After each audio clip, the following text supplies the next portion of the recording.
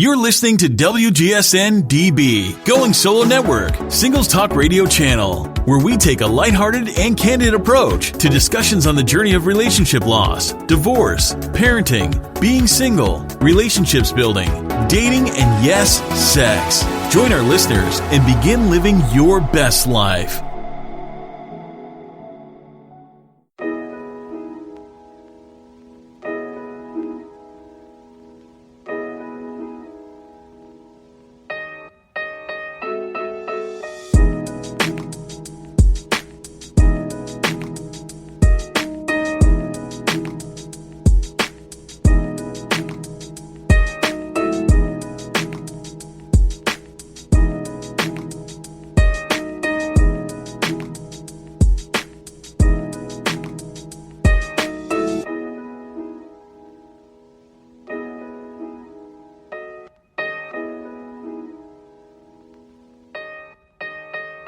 But anyways, here we are.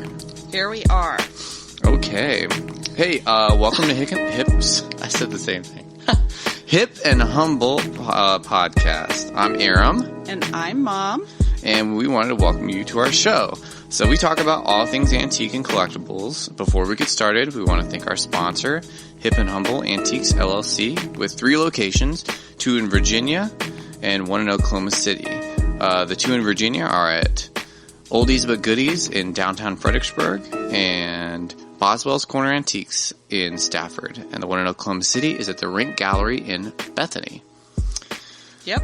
And of course, for those of you that are not all about driving and for times like these, we have a store on Etsy. When you have time, please go and check us out. And if we don't have anything that tickles your fancy at the moment, I promise we will soon. Absolutely. Yeah. Thanks so much, everyone, for tuning in and supporting us and listening. In this episode, we will be talking mostly about cash registers. Yep. Lots of cash registers. Yeah. We have quite a few cash registers now. Yeah, we do. It's kind of funny because it's like we kind of go in, when we're out looking and picking and stuff, it's like, okay, now we've got 10 cash registers. It's funny because we kind of go in waves of like specific items. Yeah. And I think personally, I've been intrigued by them lately. And so that is because of my, intrigue. Oh, what is the word? Interest. Interest. Yeah, that's true. That's an interest. Yeah, because of my interest in them lately, I've just been noticing them more and picking them up. Yeah. Yeah. Well, they're just kind of something a little bit different, and I think that they're cool. They're kind of fun. Yeah, they're fun. I mean, they make the noise. Oh, can't hear it. It didn't make. There we go. I like the little ding sound. I do like the ding. That particular cash register is my cash register, and it goes into a very special room in my house called I Have a Dream Room. Yeah. Yeah. That's because I don't have any grandchildren. Mm-hmm. Yep. So that's my dream. Yep. And in case y'all are wondering, I'm 27 and married, and we do not have children. Yep. So goes in my I Have a Dream Room. Mm-hmm. Yep. That's all we need to say about that. Oh, I could say a lot more. I know you could. And I know a lot of people out there could say a lot more, too. Uh-huh, yeah. All my friends have grandkids. No. Yeah, they do. Holly doesn't. Well, no. Leslie and Angie doesn't. Angie doesn't. But all the rest of them do. Oh, my goodness. Anyway. So, anyways, going right on down the line, so the earliest mechanical cash register was invented by this guy named James Riddy. And he invented it with John Birch just after the Civil War. He was so James was actually the owner of a saloon in Dayton, Ohio, and he found that his employees were stealing money. Or, well, he didn't find it, but he suspected that they were stealing money, and so he invented? Yeah, he invented it based on this technology that he found in ships that was able to track the amount of rotations that were that the ship's screw was going, so that it could basically tell the speed of the boat. So he altered that technology to be able to track the amount of times that that a tray was opening in the cash register. So he called it, originally it was actually called the Incorruptible Cashier. Yeah. That's funny. Yeah, and he wrote a book with a gentleman named Sam Robbins. Sam Robbins wrote a book about him, about James, and the origin of the cash register and so on and so forth. And that book, if you guys are interested, which I'm definitely interested at this point, is called The Incorruptible Cashier. That's right. Yeah. And I guess it was 1879 was the specific date that the Incorruptible Cashier came about. But the story behind it is actually really cool too, because the story goes that bartenders at James Riddy's Pony House Tavern, that was the name of the saloon, were skimming money off the bar sales. And Riddy was understandably aggravated. He was returning from a trip to Europe when he noticed a dial on the bridge that counted the revolutions of the ship's propellers, like I was saying. So after he saw that, he returned home to Dayton and proposed the idea for calculating sales machine to his brother, John, the other gentleman, who was a mechanic at the time. After developing a prototype that failed, the brothers developed a machine that replaced the numbers on the dial with dollars and cents. Pressing a key on the machine would add that dollar amount to the total days sales displayed on the dial. There was no cash drawer at this point, just a running tally. But eventually they added the cash drawer, the cash drawer, which would open and close. It was, I wonder if the old payroll machines kind of work more like that, where they, you have to input everything in. Talking about the punch machines? No. Like the time clock machines? Yeah, I guess so. Yeah, so the older time clock machines, like the ones they used to have at the manufacturing jobs, whenever, like on Laverne and Shirley. Yeah, that's like before his time. It is before my time. But the rest of us who loved him, they'll remember that. But yeah, so that you'd have your time card and you put it in there and you'd punch the top of the clock and it would punch the time for whenever you showed up. And some of them weren't as accurate. I mean, they'd have like 5 or 10 minute intervals because, it's close. Yeah. Nowadays, my time. So for my day job, we go in and we just tap our badge to this little card reader and it taps in our time. Yeah, I don't have one of those. I know. I have a whole different time clock. I'm actually never off duty. Yeah, that's very true. Yeah, I'm always here. Mm-hmm. So we were talking earlier, and we have quite a few we have quite a few cash registers right now, and we're trying to find out the origins of all of them. But as far as the history goes for cash registers, essentially they were invented out of desperation. Desperation? Mm-hmm. Because he was tired of people stealing money from him. Yeah. So his earliest machines, actually, they had 2 different rows of keys running across the front, each key marking a money denomination from 5 cents through $1, because in the 1800s, $1 was a lot of money. Yeah. Oh, yeah, absolutely. It was a lot of money.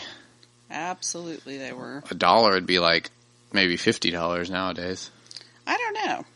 I mean, there's a lot of people that just, could live on that. Yeah. Well, I mean, back then you could live on $1 a day. Yeah, easily. If not less. What was it? Yeah.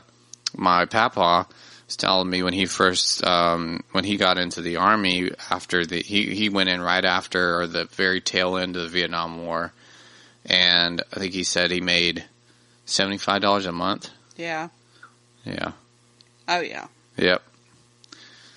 And that was, that was the 60s or 70s, or 50s.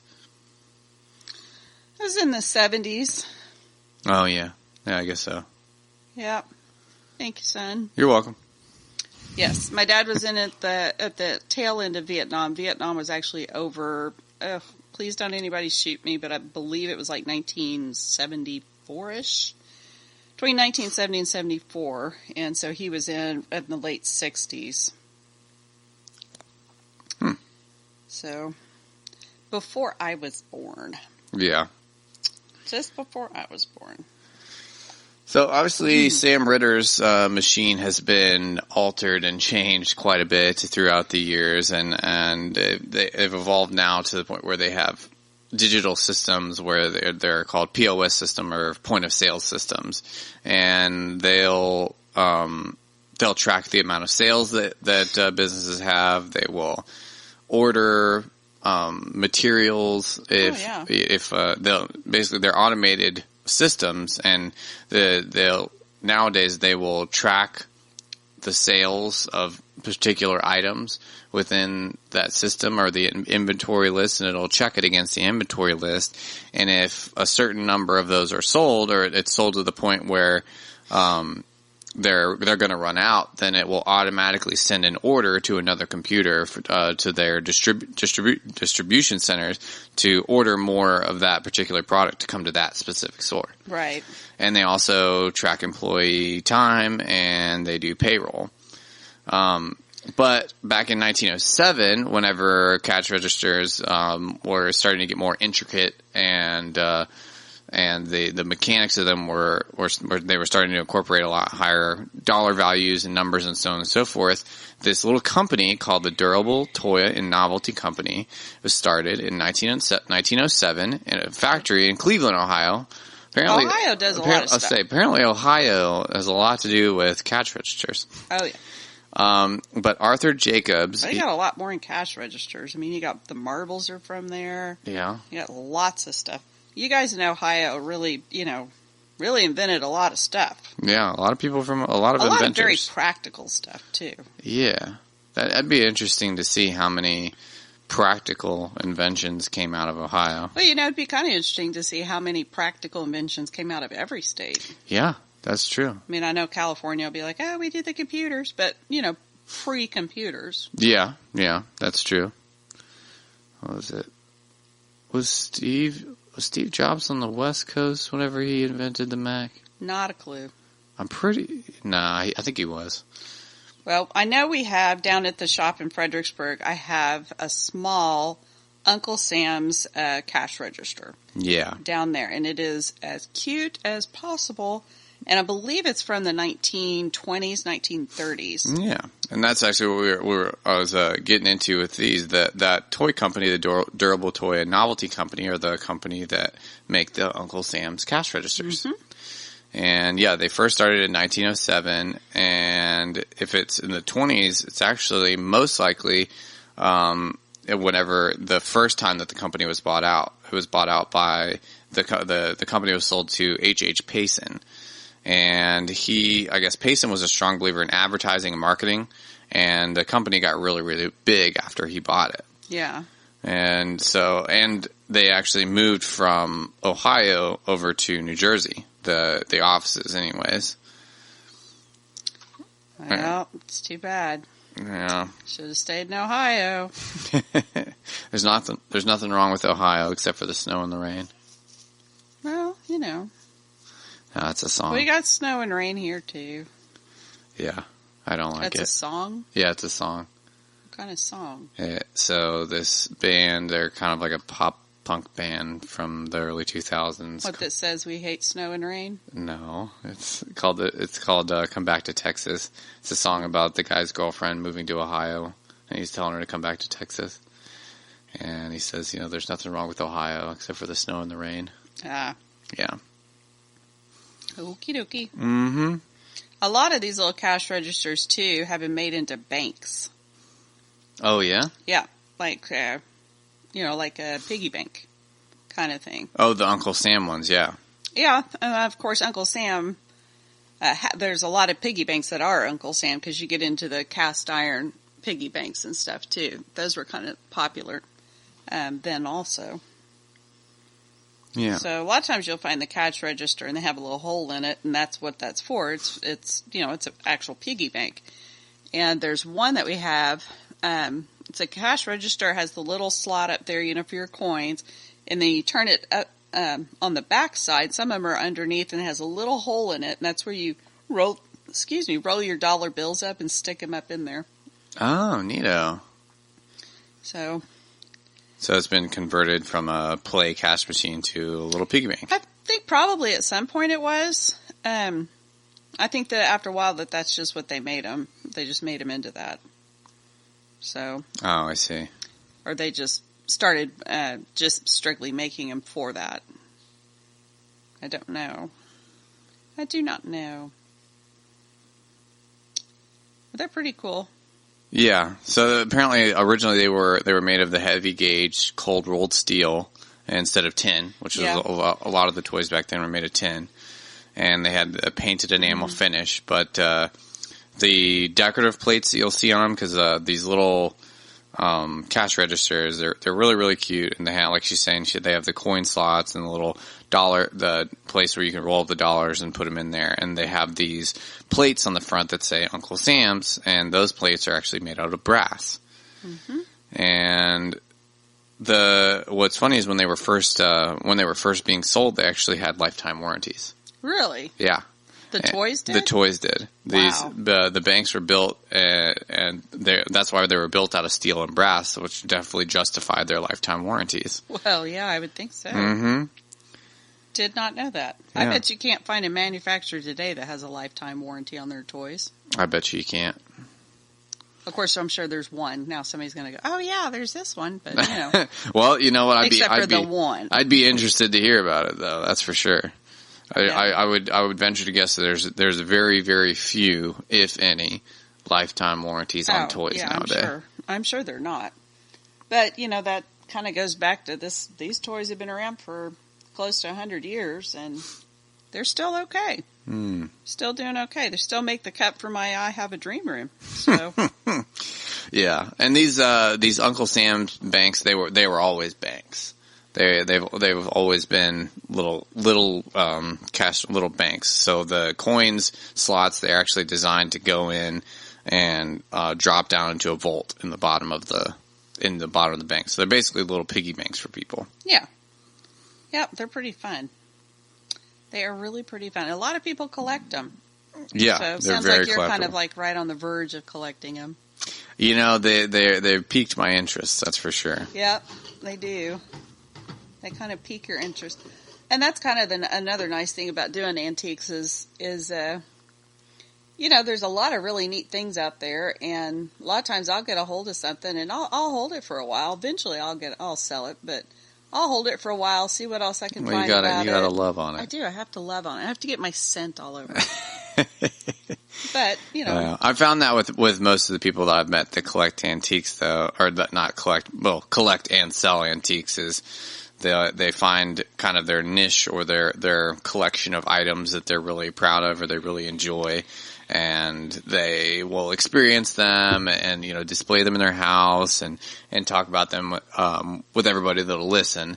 And then and then when they're ready to find a new piece or move along, they'll put it in their shop. And yeah, I think it's kind of cool too, because you almost become a part of a family whenever you are buying antiques from people, because. Well, you do, but you also become part of that antiques history too. Yeah, absolutely. A lot of times you are purchasing strictly for resale. And there are some things that just always resell that people just always would like to have. You know, Pyrex right now is like a big thing that everybody likes Pyrex. Mm-hmm. And it's pretty neat, but you know. Yeah. Yeah, but it's Pyrex. It's Pyrex. I mean, it's very durable. It's very durable. It's great. It's very pretty. A lot of cut.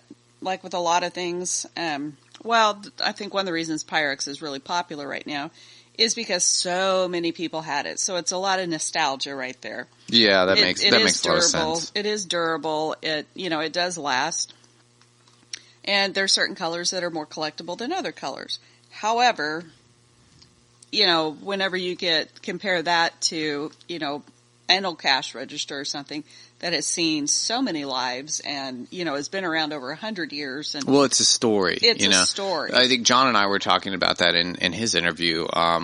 John's one of the owners of Oldies But Goodies in downtown Fredericksburg. And, we were talking about how each of these pieces, they really do tell a story, and it's a memory, and you're kind of along the ride for that piece's lifetime. And they really are great conversation pieces. Well, they are, and I mean, that's kind of the difference. A Pyrex piece is nostalgia because I may have remembered my grandmother using it or my mother using it or, something along that lines. But an old cash register or an older piece of furniture or something like that, I may not have personal memory with it, but it still speaks to you because of the history that's in it. Right. And, absolutely. Maybe who owned it before you, or where did they get it from? Where did this come from? How is it used? How is this?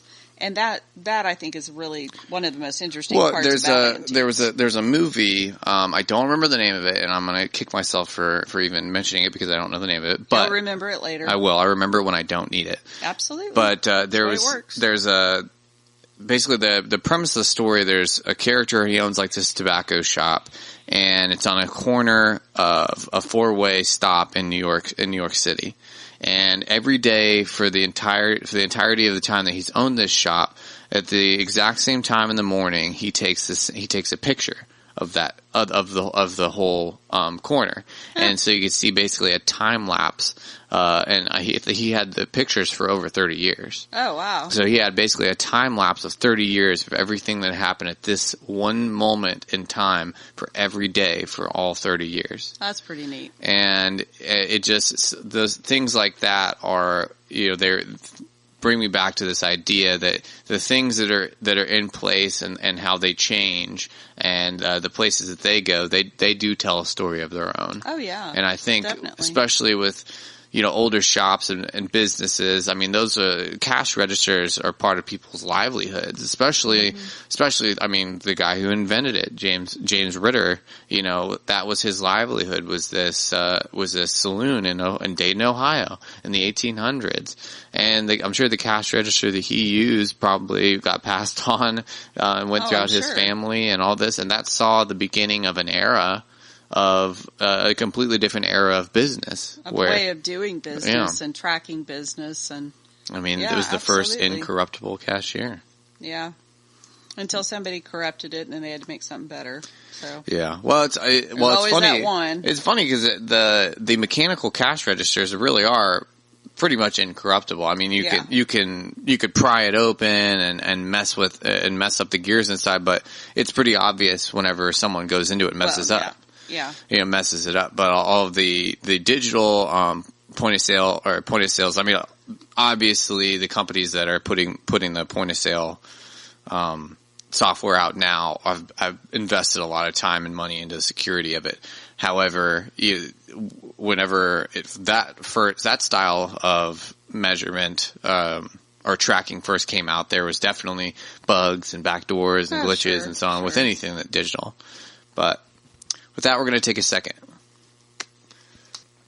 So today we just wanted to say thanks to everyone for tuning in and listening to us, and we wanted to shout out to our sponsor again, Hip and Humble Antiques LLC, and we also wanted to plug for our Patreon account. So if you guys like what we're doing and you guys want to hear more from us, obviously comment on all of our Instagram posts, which are hipin.humble on Instagram. We post every single time we put up an episode, which is every Thursday at 4 a.m. Eastern Time. And anytime that you see a post of ours, please comment, let us know what you think, let us know what you want to hear. And if you really like what we do, please consider going on our Patreon page and donating monthly or just however much you feel like, so that we can continue to put this on. And also if you do that, we will enter you to win different antiques, and also maybe you could hear, and also you'll be able to hear the episodes before everyone else. Thanks again so much to everyone for supporting us. Please stay hip and humble. All right. So anyways, back to what we were talking about. And I'm sorry, folks, I'm not all that peppy today. I had an emergency appendicitis. Yeah. No. So, everyone, please. That was not fun. Yeah, please make sure and take care. And if you are feeling abdominal pain, please go to the hospital immediately. And don't just assume that you gave yourself a hernia, because that was a real possibility. Yeah, but even if you did just give yourself a hernia, I would much rather you've gone to the hospital right away. Well, that's why I went. But yeah, so I got an appendicitis at my mom's there in Oklahoma City. Yeah. That was not fun, and then my poor husband had to come back down there and drove me back, and so I've been out a week. Yeah. So, sorry I'm not all that peppy. No. But I'm getting there. You are getting there, and I'm happy that you're okay. Yeah. Yeah, they don't like to cook for themselves, so that's why they're all happy. Oh my goodness. I don't even cook. I don't even eat here that much anymore. Uh-huh. Oh my goodness! But before we were talking about getting into collecting cash registers, and I found a quote about it actually that kind of a quote about cash registers, about collecting cash registers. Oh my! Yeah, that actually kind of piqued my interest a little bit more. Uh-huh. So this is it's actually from that book that I was talking about earlier that was written by Sam Robbins, The Incorruptable Cashier. So he says, it's an excerpt from that book. He says, cash register collecting is a relatively new corner on the hobby scene compared with some collecting mainstays such as stamps, coins, not kois. Well, don't collect koi fish. No, they'll die. It'll smell. And it'll smell. And that's not a dig to anyone who collects koi fish or likes fish. Fish are great. I don't know. Can you collect koi fish? I guess you can. Yeah. Well, if you have a big enough pond. If you have a big enough pond, and if you, there's some gentlemen that I've worked with in the past that have been really, really into fish and fish tanks. There's a lot of people that. Yeah. It's a very big community of people. Really? Surprisingly big. Well, yeah, they got that TV show about making those the really, huge the big aquariums. Those are really, that's a fun show to watch. Yeah, absolutely. Anyways, cash register collecting is a relatively new corner on the hobby scene compared with some collecting mainstays such as stamps, coins, cards, etc. One question frequently asked is why would people want to collect registers? There are a number of reasons. First and foremost, most of us start out by being attracted to the beautiful and intricate brass cabinets. When polished, a brass register looks like a giant jewel, almost a shrine to the money it was made to hold. It's hard to realize that a mechanism that is so commonplace today was a real novelty when it was first introduced, and it needed handsome and elegant cabinets to be accepted. Today's store owners wouldn't consider being without a cash register, but upon introduction, just as the idea and function alone was not enough. Early cash register manufacturers had to sell their products not just by merit, but also as a fixture. Every store owner would be proud to own and display in his establishment. The same original lure is one that captures the interest of the collector today. Whether a collector has just 1 or 300 specimen, he or she usually has an appreciation of what went into making the early models. Another fact to consider is that the early cash registers represent the know-how and evolution of the American inventor when the mechanized age was beginning to gain full momentum.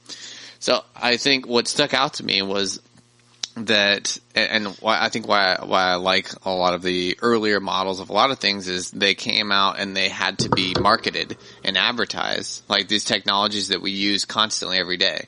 Sure. I mean, if you you can't go into a store now without a cash register.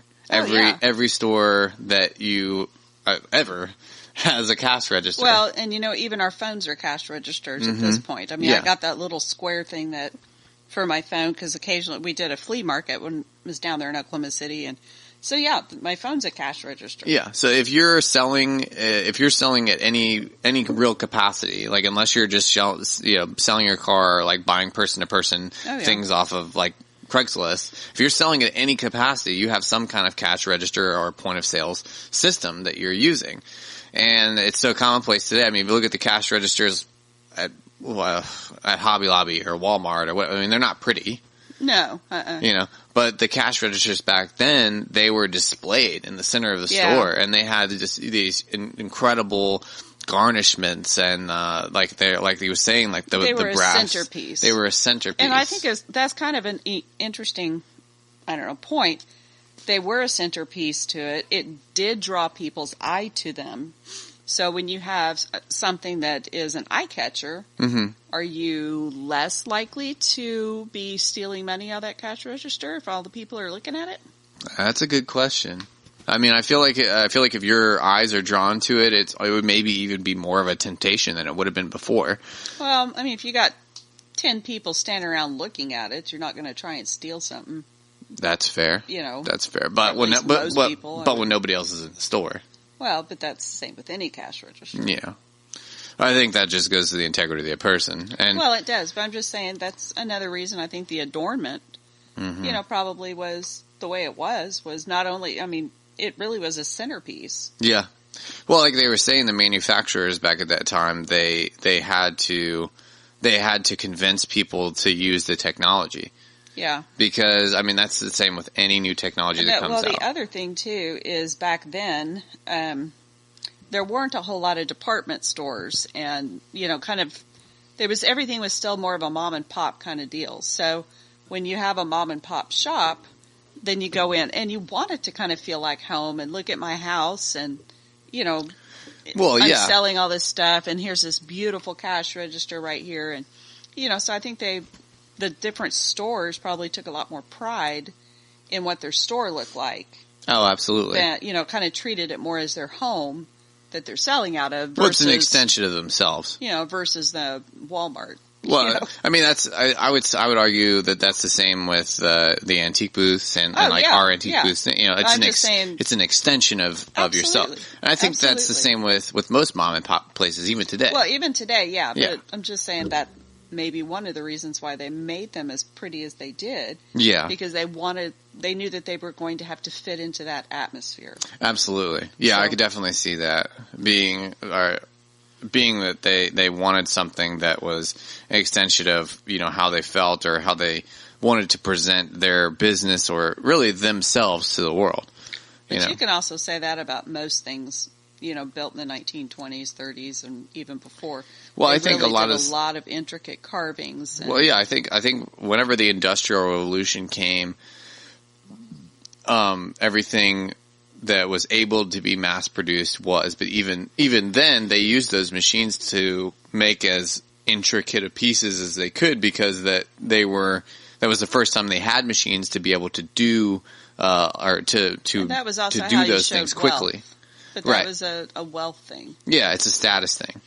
That's, you know, and that was, and it's just interesting how those things changes, because you look at the Windsor chairs. Mm-hmm. And the Windsor chairs, they're some of the best chairs you'll ever buy. If you ever get your hands on a Windsor chair, you've really got a treasure. Yeah. But, yeah, they really are. They're beautiful. But nowadays, if you buy a new Windsor chair, most people want them stained. Or, you know, stained and then polyurethane or whatever. But that was not the status symbol when they started. When they started, it was a big status symbol to have them painted. Oh, I see. Because that was unusual. That was the new whatever. But now, you know, it was cheap if you couldn't afford the paint and you just had the wood grain. Right. So, you know, it all kind of changes. Yeah. Yeah, it's interesting to see how the patterns change. I mean, I read an article a while back about minimalist and how it's kind of like a slap in the face to lower classes.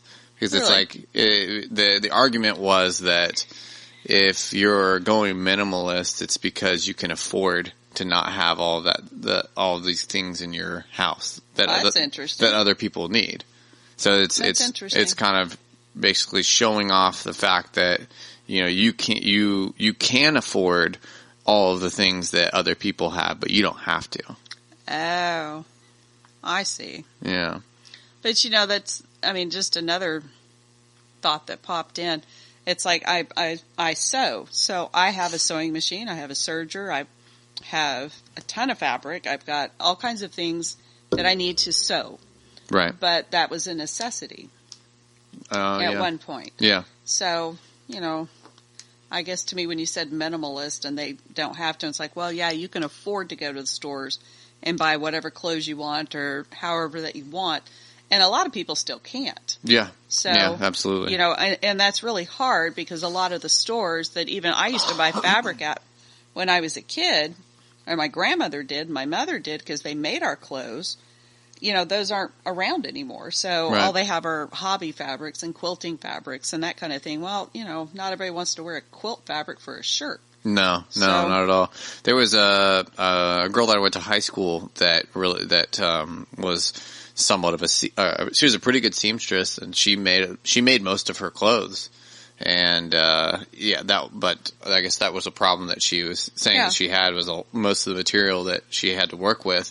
She'd have to put a backing on it or something like that, because a lot of the material is that play fabric or that quilt fabric. Yeah, it's like quilt fabric and stuff. But to find, you know, and that's sad because honestly, a lot of people that do make their clothes at home and stuff are generally better seamstress, and you will get a better product than you will at a store. Yeah, guys, if you can afford to go to a tailor or have someone make your clothes, those are the best clothes. Yeah. But, the problem is getting the fabric. The material, yeah. So, which ends up being a lot more expensive a lot of times, unless you can find, occasionally you can find the stores that will sell apparel fabric. Yeah. So, but, Hancock's was what I grew up with, and that was all it was apparel fabric. Yeah. Rows after rows after rows. But speaking of fabric, I know the fabric that sometimes they would inlay within the wood or the brass panelings of these cash registers. They'd have different fabric, like felts or what's that? It's not felt, but wool? Velvet. Velvet. They'd have velvet along the sides, like a lot of the the garnishments on chairs and things like that. Yeah, I've not seen one that has velvet on it. Yeah, I haven't either, but I'm definitely looking for it now. And yeah. Nowadays though, the majority of the cash registers are made actually in Asia. I mean, shocker, but here now today. Yeah. The majority of cash registers now are made in Asia, and that actually the manufacturing for that got shipped over pretty quickly after the initial invention of it, because they figured they had more, I guess, it was more easily accessible. The materials were more easily accessible. That's what I'm trying to say. Well, and they had all the labor and stuff. Yeah. At the time. And that's a whole big political to-doodle. So yeah, you guys can read on that. Yeah, we won't step on those toes. Not stepping on that pool, but do your research. Yeah, but that's but a lot of that political climate and like I said, the ease of accessibility of labor and materials is why that got shipped over there so quickly. But I wonder how many American manufacturers today, not just cash registers, but in general, make toys. I mean, that would be interesting to see. Yeah, because there's not many American-made toys anymore. Yeah, I don't know. I mean that. I do know a lot of people that, not a lot of people, but I know some people. One of my girlfriends at home, her daughter and son-in-law, they make the little cars that your kids can ride on, like the electronic ones. Oh, you mean like the little Jeeps or? Yeah, but they do farm trucks. So they'll have they make like a little farm truck, and then they'll have like a little trailer to hitch up on the back, and I mean they're really cute. That's cute. I do know that. I mean, obviously they're made there. Do they? I mean, are they gas powered or? I don't think so. I think they're electric powered, but they may also have pedal ones. I don't know.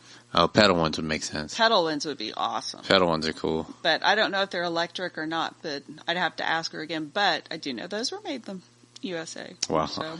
Evidently. But I thought, hey, that was a pretty cute little market for, especially farm kids and stuff like that. Yeah. They're driving a little truck around, haul a little trailer or a little horse trailer. Super cute. Oh yeah, it'd be really cute. Absolutely. I liked my 4-wheeler that I had. Yeah. Well, and then I've got a lot of other metal toys upstairs. A little tractor with a trailer on the back, and all the trucks and different things that they used to make. I don't know if they make any of that anymore. Maybe Tonkas. Tonkas, yeah. Tonkas definitely. I mean, I know that they still make, I think they started remaking a lot of the metal toys that they did make because they've gained so much popularity. Well, they last. Yeah. They last longer than 20 minutes. That too, yeah. If you got boys, believe me, you want something that'll last longer than 20 minutes. Yeah. It better to pay the $60 for the dump truck. Yeah. Because it'll go through 3 boys. Oh, absolutely. And still be fine. It's funny too. I went to go pick up some of those Tonka trucks from a gentleman, way out, way past Orange and all that. He was way out in the middle of nowhere, and I pulled up and he had just a whole barn full of signs. He had all the antique signs everywhere. I mean, it was really, really cool. His collection was awesome. And I went up and his barn was all full of different antiques he'd collected, and And he had these Tonka trucks up there, and they were sitting up there at a box. And he was like, "Well, I'm trying to get rid of them." You know, he wanted something way more than what they were. Yeah, because he was like, "Well, you know, my kids have been through them, and they one of them spray painted it." And I was like, "Well, I can't take this from you, man. I can't. I'm not gonna spend that on that, because I mean, you can refurbish those Tonka trucks. It's interesting too, because a lot of guys I've seen videos of people. That's a whole hobby in itself. That's a whole hobby. I mean, that's not something I'm going to do. No, that's not something I'm going to take the time to do. I'll refurbish furniture, but I'll refurbish a cash register. Well, yeah, because you like it. Yeah. You know, that's the thing. You like it. Yeah, you're going to take the time to do it, but that's also as a hobbyist. That's not as a dealer. Right. Exactly. Not as something I'm gonna resell. No. Well, guys, we are just about out of time Already? Yeah, okay. I know. We're just about out of time, but I wanted to thank you guys so much for tuning in, and Mom, I'm glad you're okay. Thanks. Hey, did anybody write in on their unusual things they collect? Not yet, but we did get a submission from one of our fans about a segment that we're going to start doing. Okay. Unusual things. Ooh, unusual things. We're going to do unusual finds. So starting next week, we're going to have a little segment on unusual finds. Okay, I got to go around the house then and collect a few things. Exactly. Is that going to be on a video too, or is it going to be on just podcast? Well, I'd like to start doing video next week, but we'll see how we feel. Well, I just have to have some, hey, Mom, get dressed. All right. Well, then in that case, Mom, next week, get dressed. Yeah, he likes to show up and go, "We're doing video," and I'm like, "No, we're not." Yeah. So, guys, in case that wasn't made clear, pretty soon we're gonna be on YouTube and also Facebook as well as all of the platforms that we are currently on. If you guys like us, please go ahead and go to our Patreon page and think about supporting us. We want to thank you guys so much for tuning in and being with us. Stay safe, stay hip, and humble. All right. Thanks. Thanks.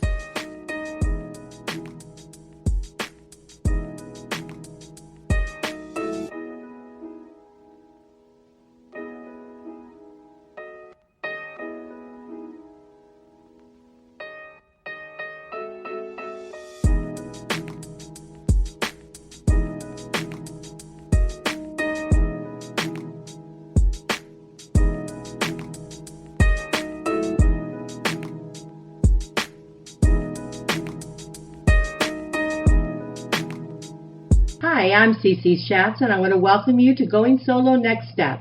We are an innovative, transformational site with a personal touch, as we are an online, interactive, social website connecting other like-minded individuals who are adjusting to their new life of being single.